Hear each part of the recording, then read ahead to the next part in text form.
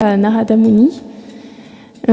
Si sur Terre il existait une personne avec toutes les qualités parfaites, la plus humble, la plus tolérante, vraiment avec toutes les qualités, le plus respectueux, qui soit le plus beau, le plus puissant. Et Valmiki lui a répondu qu'en effet il existait une telle personne, que le seigneur Ramachandra était apparu et à ce moment-là il a exalté les gloires de Ramachandra et il lui a dit que Ramachandra était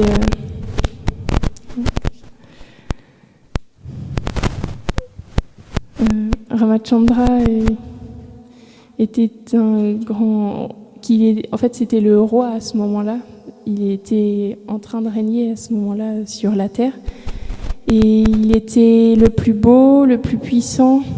Il maintenait tout l'univers et il prenait le temps de faire appliquer le dharma. Il était impartial envers tous, mais il protégeait ceux qui s'abandonnaient à lui et il vainquait ses démons, ceux qui s'opposaient à lui, les démons, les asuras, et qu'il était le plus respectueux. Et il lui a ainsi exalté toutes les gloires de Ramachandra. Il lui a raconté en résumé son histoire.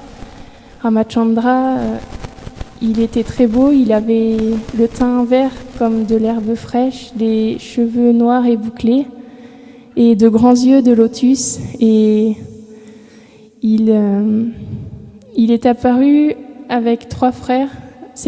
Ramachandra et ses 3 frères sont apparus comme les fils de Dasharat. Dasharat, c'était le roi de la terre. Et après avoir fait un grand sacrifice, Vishnu lui-même, il était apparu comme Ram, Lakshman, Bharat et Shatrugna.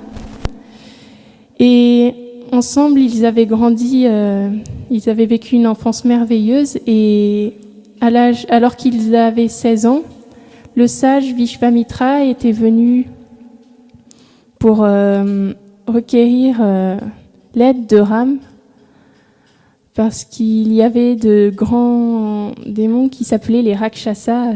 Les Rakshasas, c'est vraiment des êtres terribles qui se nourrissent de chair humaine et qui ont des pouvoirs vraiment très puissants, et ils s'amusaient. Eux, leur jeu, c'était de maltraiter et de harceler les sages qui faisaient des austérités dans la forêt. Et en fait, Ramachandra est venu sur Terre aussi. Une des raisons pour lesquelles il est venu, c'est pour mettre fin à cette terreur des Rakshasas et à Ravan, leur roi, en fait. Et donc, après Ram et Lakshman sont donc allés avec Vishvamitra dans la forêt pour l'aider à vaincre des Rakshasas qui empêchaient de mettre à terme le sacrifice qu'il faisait pour le bien de l'humanité. Et ensuite, ils avaient été dans la ville de Mithila, là où vivait le roi Janaka, qui avait eu une fille extraordinaire qui s'appelait Sita. Sita, elle a une beauté indescriptible, elle a de grands yeux de lotus elle aussi, et un teint doré, et elle est tellement douce, et elle a vraiment toutes les qualités imaginables.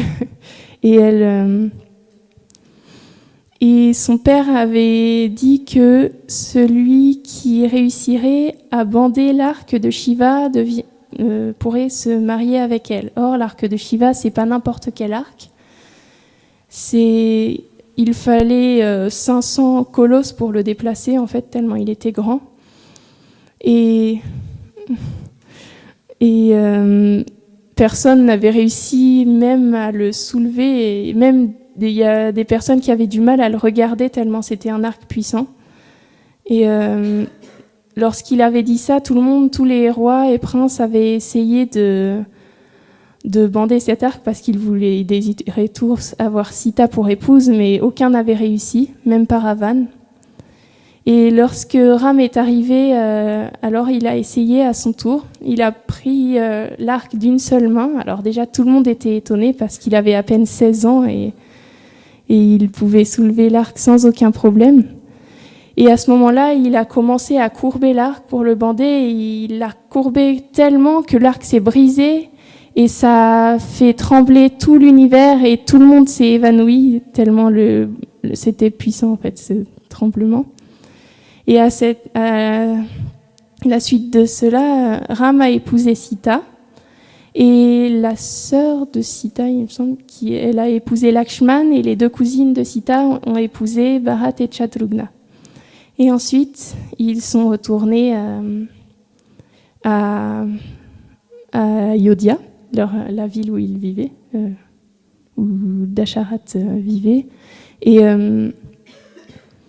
lorsqu'ils sont retournés à Ayodhya, Bharat et Shatrugna sont allés avec leur oncle pour reprendre la suite du règne de leur oncle parce qu'ils n'avaient pas d'héritier. Et pendant ce temps, Ram et Lakshman, ils sont restés avec Dasharat. Et un jour, lorsque Dasharat a voulu couronner Ram, il y a la servante de Keikeyi, elle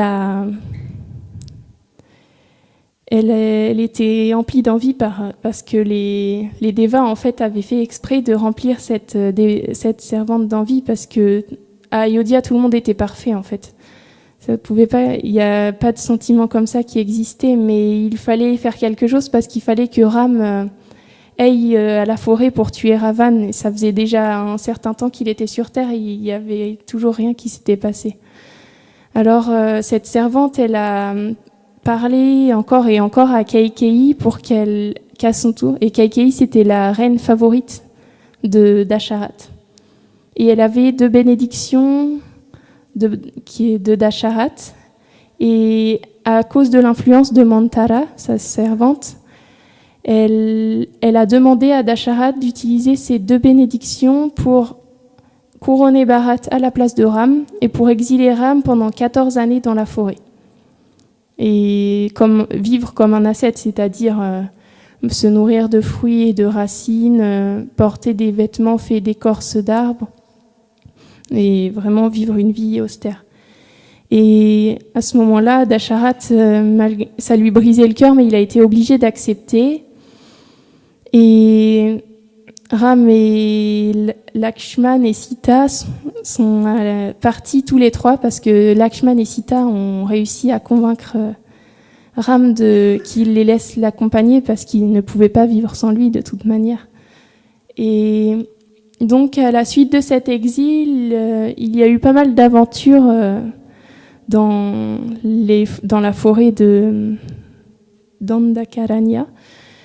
Et là où parce qu'il y avait pas mal de rakshasas dans cette forêt en fait, donc ils ont vécu des tas de choses et un jour finalement il y a eu Shurpanaka qui est venue. Shurpanaka c'était la sœur de Ravan et elle est tombée sous le charme de Ram parce que Ram était vraiment très beau et du coup à la suite elle a essayé de charmer Ram et au final, elle est partie. Elle a voulu s'attaquer à Sita, mais Lakshman a coupé son nez et ses oreilles et elle est partie se plaindre à Ravan. Et Ravan, en réponse à cela, il a entendu parler de Sita. Il a enlevé Sita et c'est ça qui a fait que Ram, Lakshman et toute l'armée des Vanaras, donc les Vanaras, c'est les Devas qui sont descendus sur la Terre en tant que des singes, mais pas des singes ordinaires, c'est des singes au pouvoir vraiment exceptionnel. Par exemple, ils peuvent grandir ou rétrécir à volonté, ils ont une puissance incommensurable. Et donc, avec l'aide de ces Vanaras, ils sont allés attaquer Lanka. C'était la ville où Ravan vivait. Et Ram a finalement tué Ravan et Sita est revenu et Ram et Sita ont de nouveau été réunis et ils sont retournés à Ayodhya, et parce que les 14 années s'étaient déjà écoulées en fait. Alors ça c'était vraiment un résumé parce qu'il se passe plein d'autres choses. Mais donc Narada Muni, c'est ça qu'il a répondu à Valmiki lorsqu'il lui a posé cette question. Et il lui a répondu aussi que Ram régnerait pendant 11 000 années et qu'à la suite de ces 11 000 années, il retournerait dans sa demeure éternelle. Et que durant son règne, il y aura toujours une abondance de céréales, fruits, légumes.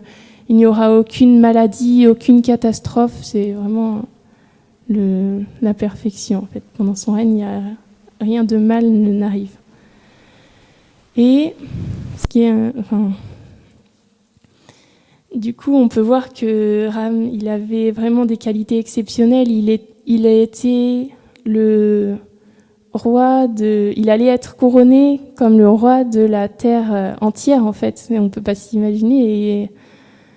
Et du jour au lendemain, il a été capable de tout abandonner, toutes ses richesses, tout son confort, tout, même ses proches, sa mère qui a été effondrée quand elle a appris ça, son père Dasharat qui a quitté la terre parce qu'il souffrait trop de la séparation de son fils. Il a tout quitté ça pour pouvoir honorer la promesse de son père en fait. Il était totalement renoncé, et Kaikeyi, lorsqu'elle lui a dit qu'il devait partir et être exilé pendant 14 ans et que ce serait Bharat qui prendrait le règne à sa place. À ce moment-là, Ram, il a éprouvé aucune colère contre Kaikeyi. La seule chose qu'il a fait, c'est s'incliner devant elle, et il est parti sans même combattre une seule seconde. Et c'est vraiment intéressant parce qu'on voit que quand on compare avec Ravan, c'est tout le contraire. Parce que Ravan, il avait vraiment des opulences extraordinaires. Il vivait à Lanka, c'était une ville qui était entièrement faite d'or. Et il avait des épouses, plein d'épouses, et vraiment, elles avaient une beauté exceptionnelle. Il y en a qui étaient des nymphes, en fait. C'était pas des êtres ordinaires comme on voit aujourd'hui. C'est une beauté qu'on connaît pas, nous, ici. Et il avait aussi volé le char de son frère Kuvera. C'était un char qui avait la taille d'une ville. Il était fait en or et il était incrusté de diamants, de pierres précieuses. Il y avait des piliers qui étaient sculptés dans des formes de lions, de tigres, vraiment corés avec des perles, des fleurs qui venaient des planètes édéniques, qui exhalaient un parfum vraiment sublime.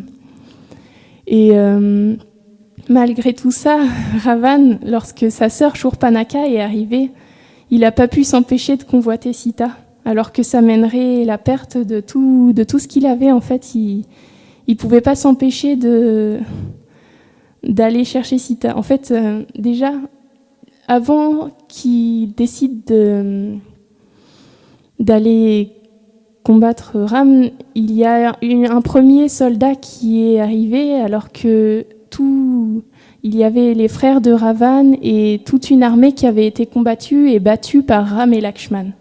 Alors il y a un soldat qui est arrivé pour le dire à Ravan: « Oh Ravan, il y a Ram dans la forêt a combattu et a tué toute une armée, et il faut faire quelque chose. » Alors à ce moment-là, Ravan, il a dit: « Comment ça? Comment il a osé faire ça? Un simple humain, moi je vais aller le battre, moi. » Et à ce moment-là, il est allé voir Maricha. Sauf que Maricha, il avait déjà été battu par Ram. Alors que Ram n'avait que 16 ans, il lui a envoyé une flèche. Et Maricha, il avait été envoyé à des kilomètres et des kilomètres, et il s'était retrouvé coincé au fond de l'océan. Et depuis, il avait une peur bleue de Ram. Même, en fait, il avait tellement peur de Ram qu'il le voyait partout. Et même quand on prononçait un mot qui commençait par Ra, eh ben, il était effrayé, il tremblait de peur. Parce qu'il avait peur qu'on dise Ram. Et du coup, il lui a dit à Ravan, non, Ram, il est trop puissant, tu te rends pas compte, tu vas attirer sa colère et tu vas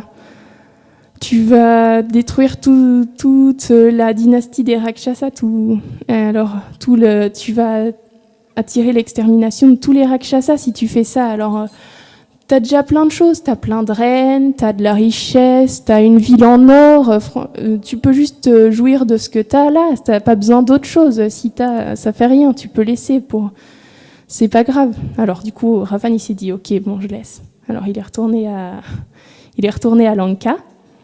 Et ensuite, il y a Shurpanakha qui est arrivé avec il y a son nez qui était coupé, elle avait plus d'oreilles non plus, elle était défigurée, il y avait du sang qui était séché sur son visage. Déjà, elle était vraiment pas très belle, Shurpanakha, mais là, elle était défigurée complètement. Alors, elle est venue se plaindre à Ravan, et puis elle lui a dit « Oh, Ravan, regarde ce que Ram m'a fait, il m'a défiguré, il m'a coupé mon nez, mes oreilles, et moi, pourtant, j'étais fait tellement de ça de manière désintéressée. Moi, je voulais juste te rapporter Sita. » Pourtant, c'était pas vraiment ce qui se passait parce qu'elle voulait juste avoir Ram pour elle. Elle dit « Oh, regarde la sœur désintéressée que je suis. Moi, je voulais juste que tu puisses avoir Sita parmi tes épouses. » Et lui, il a ordonné à son frère de me couper le nez et les oreilles. Et puis, voilà ce qui m'est arrivé juste pour toi. Regarde ce qui m'est arrivé. Alors, à ce moment-là, Ravan... il a commencé à entendre parler de Sita et Shurpanakha, elle lui a parlé de sa beauté exceptionnelle et Ravan, il est devenu agité et il avait plus de repos, il pouvait que penser à s'accaparer Sita.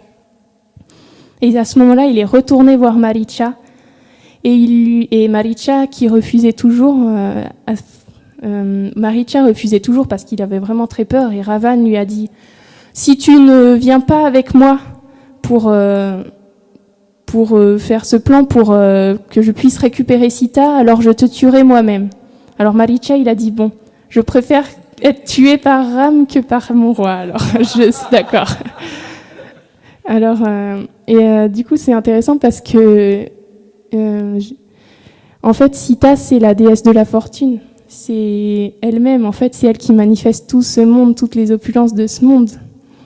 Et Ravan, son seul intérêt, c'était de l'exploiter pour lui-même. Et pas de... Alors que les dévots, quand on voit les grands dévots qui entourent tout le temps, soit Krishna, Ram ou tous les temps, en fait, leur seul intérêt, c'est d'engager tout pour le Seigneur, en fait. Alors que Ravan, il avait beau avoir tellement de choses, il voulait toujours plus pour lui. Et quand on voit, on peut aussi comparer à certains dévots qui sont de Ram, qui sont mentionnés dans le Ramayana. Il y a vraiment des personnages exceptionnels. Par exemple, Jatayu.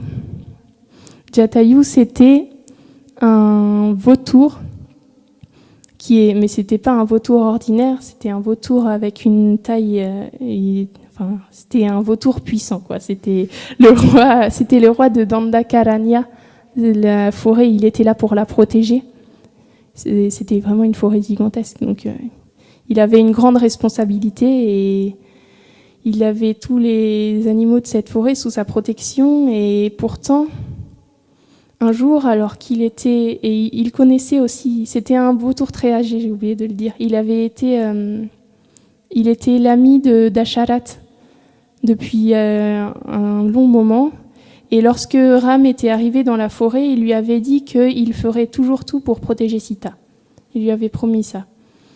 Et un jour, alors que Sita se faisait enlever, elle était sur le char avec Ravan qui la tenait pour pas qu'elle s'enfuit. Et elle a crié, quand elle a vu Jatayu, elle a fait « Jatayu, Jatayu !» Et alors, à ce moment-là, elle lui a pas dit « Au secours, viens me sauver !» parce que elle savait qu'il n'était pas de taille à battre Ravan. Alors elle lui a dit « S'il te plaît, ne viens pas te battre contre Ravan, va simplement prévenir Ram et Lakshman que Ravan m'a enlevé. » Mais Jatayu, il pouvait pas faire ça. Il pouvait pas laisser Sita se faire enlever par Ravan sans rien faire lui. En plus, il avait promis à Ram, qui était son seigneur adorable, de tout faire, toujours tout faire pour le protéger. Alors, à ce moment-là, Jatayu, il a commencé à se battre contre Ravan. Et il était vraiment très puissant. Alors, il a détruit son char, il a tué son cocher. Mais alors Ravan, il s'est dit quand même, bon, c'est pas n'importe qui, ça va pas non plus être un combat facile. Alors il s'est mis plus à le combattre et au bout d'1 heure, c'était toujours pas fini et Jatayu était très très âgé en fait. Il commençait à se fatiguer, mais il lacérait Ravan, il lui coupait ses bras, mais Ravan, il avait 10 têtes et 20 bras, donc. Et puis, à chaque fois qu'il coupait ses bras, les bras de Ravan repoussaient, donc ça servait à rien. Il avait beau faire tout ce qu'il pouvait, il n'y avait rien qu'il faisait, mais au bout d'un moment, Ravan, il s'est dit, bon, il est âgé, il a pris avantage de son âge et de sa fatigue, alors il lui a coupé les ailes et Jatayu est tombé au sol. Et à ce moment-là, Sita, elle s'est ruée vers Jatayu, en fait, et elle a pris sa tête dans ses mains et elle a commencé à pleurer parce que c'était son dévot qui s'était sacrifié pour essayer de la sauver. Et elle pouvait pas se détacher de lui. Elle voulait juste rester avec Jatayu, mais Ravan, il l'a forcé, il l'a repris quand même. Et plus tard, quand Ram et Lakshman sont arrivés vers Jatayu, au début, Ram, il a pensé que c'était le Rakshasa qui avait tué Sita et qu'il l'avait mangé parce qu'il voyait une masse noire pleine de sang. Alors il a voulu tirer une flèche sur cette masse noire et puis après il s'est rendu compte que c'était Jatayu. Et il s'est effondré lui aussi, il s'est mis à pleurer et il a pris Jatayu dans ses bras et Jatayu lui a dit qu'il était désolé parce qu'il n'avait pas réussi à sauver Sita comme il lui avait promis. Maintenant, elle était aux mains de Ravan qui l'avait emmenée. Et Ram, vraiment, il était tellement touché par l'acte cet acte de dévotion, vraiment de sacrifier tout ce qu'il avait juste pour sauver Sita, pour servir Ram, en fait. Et à ce moment-là, lorsqu'il a fait le feu pour mettre le corps de Jatayu dessus, à ce moment-là, Ram, il a dit que Jatayu retournerait immédiatement à Vaikuntha, à sa demeure transcendantale. Et donc, on peut voir, c'est aussi un exemple de dévotion désintéressée. Il a vraiment sacrifié jusqu'à sa vie pour servir Ram. Mais c'est pas le seul dévot. Enfin, il y en a tellement. Il y a aussi Hanuman. On peut parler d'Hanuman parce que Hanuman, c'est pas un dévot ordinaire non plus. C'est le fils de Vayu et c'est un Vanaras, donc c'est un singe pas vraiment un singe. Oui, voilà. Dans le divertissement de Ram. En fait, Shiva, il est présent. Le Seigneur, en fait, quand elle dit que Ram est une manifestation de Vishnu, mais en fait, c'est une façon de parler. Parce que, en fait, Ram, c'est une incarnation éternelle, en fait, du Seigneur suprême qui vit à Aodhya. En fait, il y a différentes régions dans le monde transcendantal. La planète la plus élevée, les Védas expliquent, c'est Golok Vrindavan. Et après, c'est Ayodhya. Et donc, après, il y a les planètes Vaikuntha. Donc, cet aspect de Vishnu est moins complet que l'aspect Ramachandra. Déjà, pour commencer. Hein? Donc, vas-y.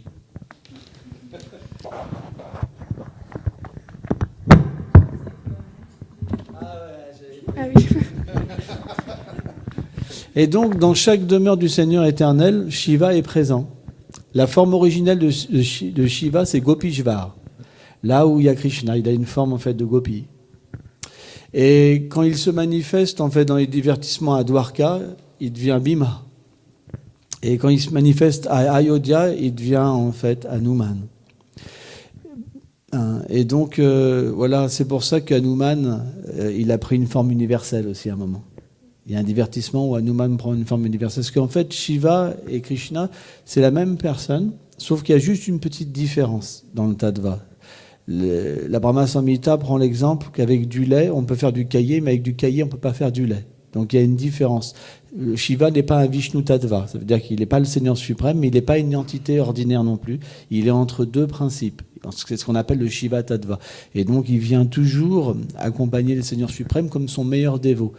Adorer Shiva comme le Seigneur suprême en manquant de respect en fait, à Vishnu, c'est ce qu'il y a de pire en fait, pour lui. Jamais on doit le mettre au-dessus du Seigneur suprême.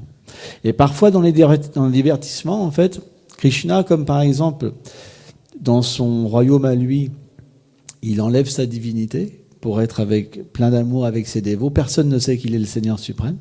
Même lui, en fait, se plonge dans cette attitude-là pour goûter complètement la rasa avec ses dévots. En fait. Et parfois, Shiva vient donner des bénédictions, mais c'est par service, par amour.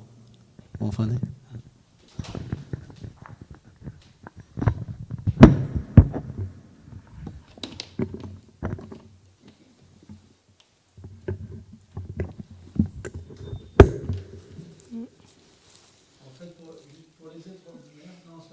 c'est très difficile d'entendre parler du Seigneur suprême.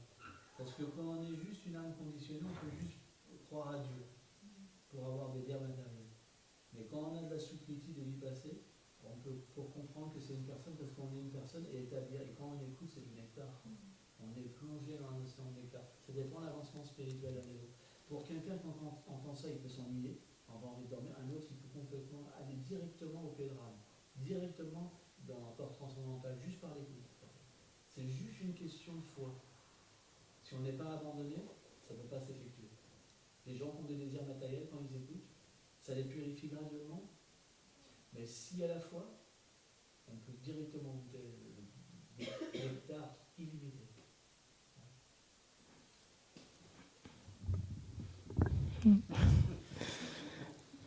Alors, j'en étais à parler de Hanuman, du coup.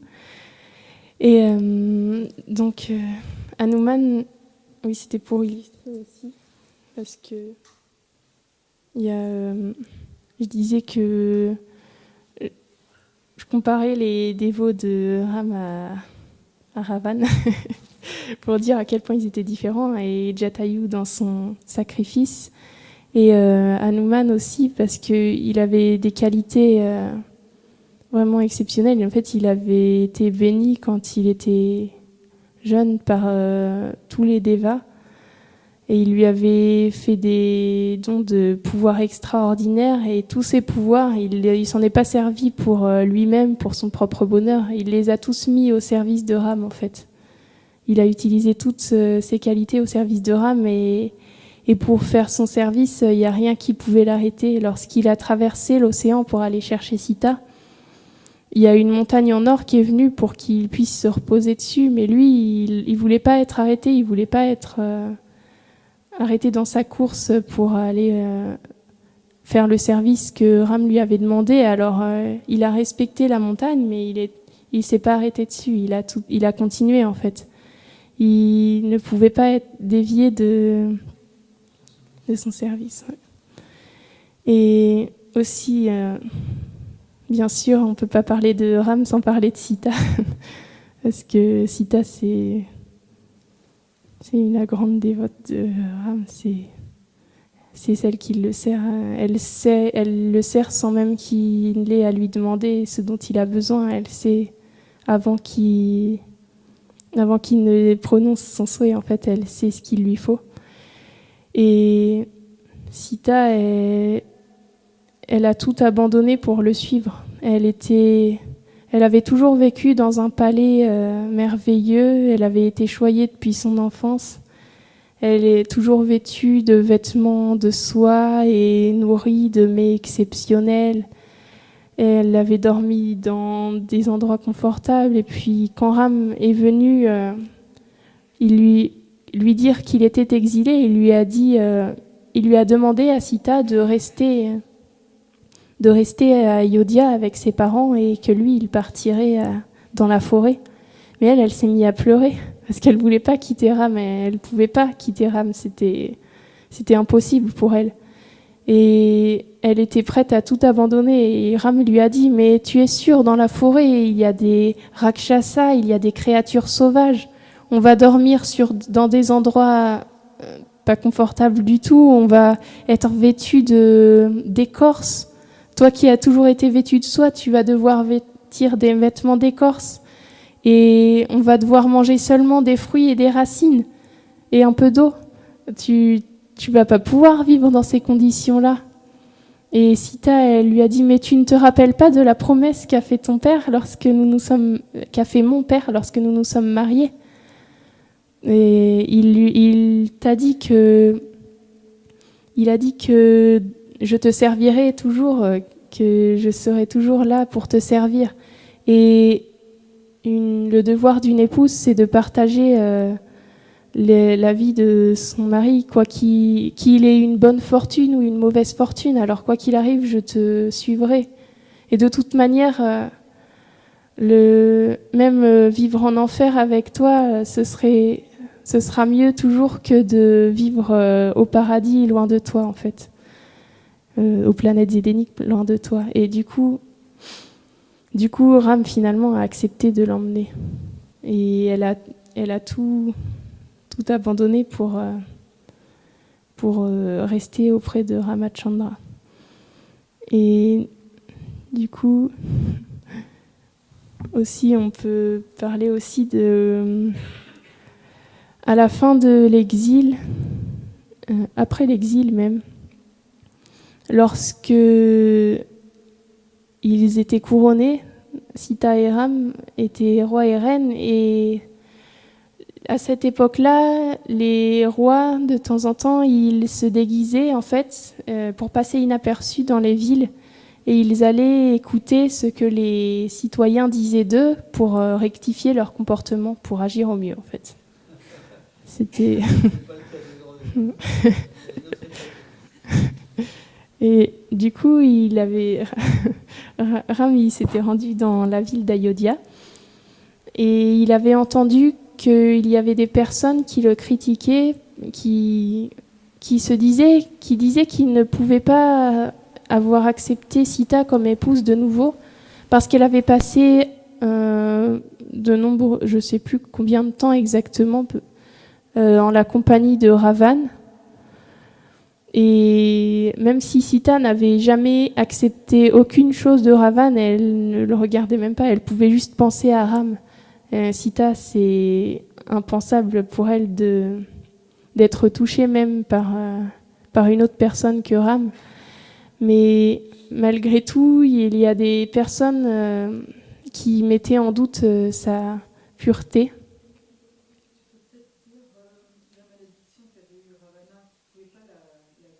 Ah oui. Oui, Ravan, il ne pouvait pas violer Sita, il pouvait rien lui faire, il pouvait pas abuser d'elle parce que il avait été maudit lorsqu'il avait abusé d'une apsara. Brahma l'avait maudit et il lui avait dit que si jamais il retouchait à une femme contre son gré, il exploserait en des millions de morceaux. Je crois que c'est ça. Du coup, il pouvait rien faire tant que Sita n'était pas d'accord. Et vu que Sita ne serait jamais d'accord, il n'a jamais rien pu lui faire. Et puis, une chose aussi importante, c'est que quand Ravan il a kidnappé Sita, c'est une fausse Sita qu'il a pris. C'est une Sita illusoire. Parce que personne ne peut kidnapper la compagne du Seigneur. C'est comme quand Brahma il a subtilisé les pâtres et les veaux de Krishna, c'était des pâtres et des veaux Maya, illusoires. En fait, c'est des arrangements par l'énergie du Seigneur, ça ne se voit pas. Mais en fait, c'est des autres personnages. Ouais. Et donc, après avoir entendu ça, Sita, elle avait été exilée dans la forêt. Ram s'était arrangé pour que Lakshman amène Sita dans la forêt. C'était vraiment terrible pour Lakshman d'avoir à accomplir ça. Plus terrible que d'aller dans la forêt pendant 14 ans. c'était d'abandonner Sita seule alors qu'elle attendait 2 enfants dans la forêt. Mais malgré tout, il l'avait fait parce que c'était l'ordre de son frère. Et Ram, en fait, il savait que Sita était éternellement pure, mais il incarnait la perfection, en fait. Il devait montrer le comportement parfait pour montrer l'exemple. Parce que lui, il n'a pas besoin de suivre toutes ces règles, mais nous, on a besoin de voir comment les suivre pour pouvoir essayer de le faire. Et alors, il était obligé d'agir sans aucun écart. Alors, Sita avait vécu dans la forêt et un jour, alors qu'il y avait un grand sacrifice, Ram a de nouveau invité Sita à venir à ce sacrifice parce qu'il avait rencontré ses deux fils, Lava et Kusha, qui avaient à présent grandi.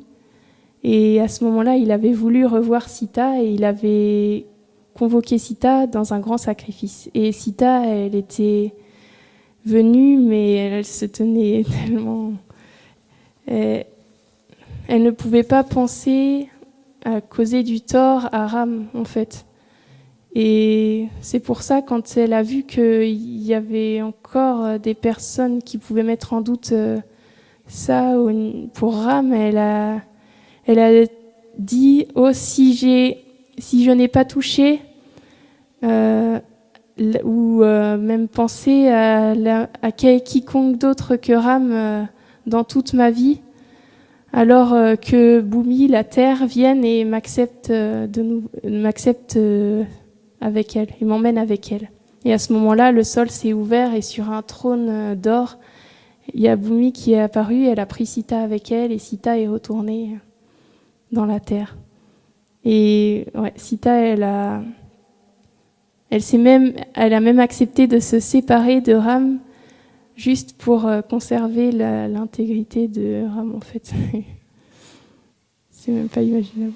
Je sais pas quelle heure. Shri Ramachandra ki jai.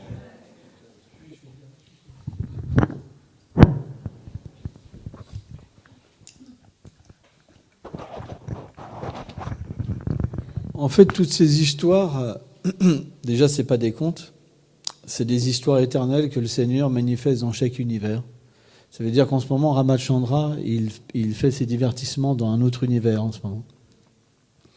Et que ces histoires, elles nous permettent véritablement de purifier toutes nos mauvaises tendances.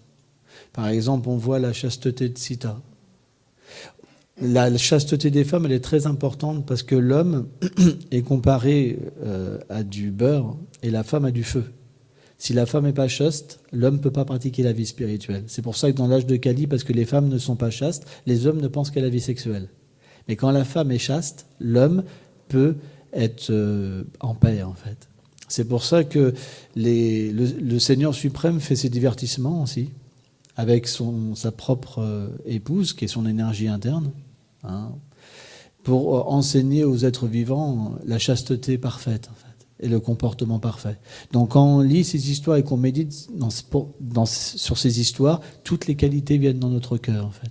Et graduellement, on peut véritablement de nouveau accepter une relation éternelle avec le Seigneur suprême. Parce que les qualités qui viennent de l'énergie matérielle, elles nous séparent de Dieu. Par exemple, la beauté matérielle. On devient kidnappé parce qu'on est beau, parce qu'on a ceci, parce qu'on cherche la libération, parce qu'on cherche le paradis. Mais quand on entre en contact avec les divertissements du Seigneur suprême, tout ça devient purifié graduellement. Et notre désir, en fait, les qualités qui apparaissent, c'est les qualités de l'âme. Et l'âme, elle est juste faite pour être avec Radha et Krishna, peut être avec Sitaram. C'est sa nature éternelle. C'est juste l'illusion matérielle qui nous fait croire qu'on a une autre nature. En fait, le Jeva Dharma explique qu'au contact de la nature matérielle, la nature de l'âme, elle s'altère, tout comme l'eau qui devient de la glace. En ce moment, c'est parce qu'on pense, parce qu'on n'écoute pas les gloires du Seigneur avec un intérêt qui est pur. Mais si on vient et qu'on écoute, à un moment ou à un autre, ça s'éveille en nous. C'est pour ça que l'écoute, c'est la chose la plus puissante. Les gens qui ont l'intérêt matériel, ils n'ont pas de goût pour venir écouter. Mais s'ils viennent et qu'ils écoutent, c'est la médecine. Dans cet âge, il faut écouter. Et raconter. Il faut écouter et raconter. Ça veut dire ce qu'on a écouté, il faut le répéter. Et le cœur se purifie. Et tout, en fait, toute l'énergie matérielle, cette énergie matérielle, c'est la même énergie spirituelle qui s'inverse pour permettre aux êtres vivants d'oublier le Seigneur, parce qu'ils ont le désir. De la même manière, si vous glorifiez le Seigneur suprême et vous ouvrez votre cœur à cette glorification, alors cette énergie, elle vous libère. C'est pour ça que c'est un processus tellement miséricordieux. Ayez foi en ça, s'il vous plaît. Parce que l'énergie matérielle, elle trompe les êtres en leur faisant croire. Mais tout le monde est malheureux dans ce monde. Et tout le monde pense, je vais trouver le bonheur. Mais personne n'est heureux. C'est pour ça, prenez cette chance tellement rare de venir au temple, de voir Krishna, la forme de Krishna, qui est sa forme personnelle, écouter ses gloires qui ne sont pas différentes de lui, de chanter ses noms qui ne sont pas différents, et vous obtiendrez la vie parfaite, et vous retournerez dans cette vie à Krishna. Sans ça, il faudra revenir encore. S'il vous plaît. Peut-être que vous ne pouvez pas comprendre ça, mais certains dévots le vivent déjà. Ayez foi dans ceux qui vivent, pas en vous, et vous atteindrez le succès. Hein? Merci beaucoup. Félicitations. Allez, vous.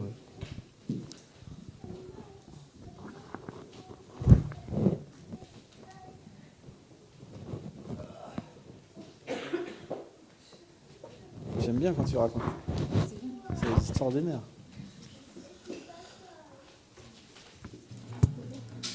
En fait, il faut que tu mixes.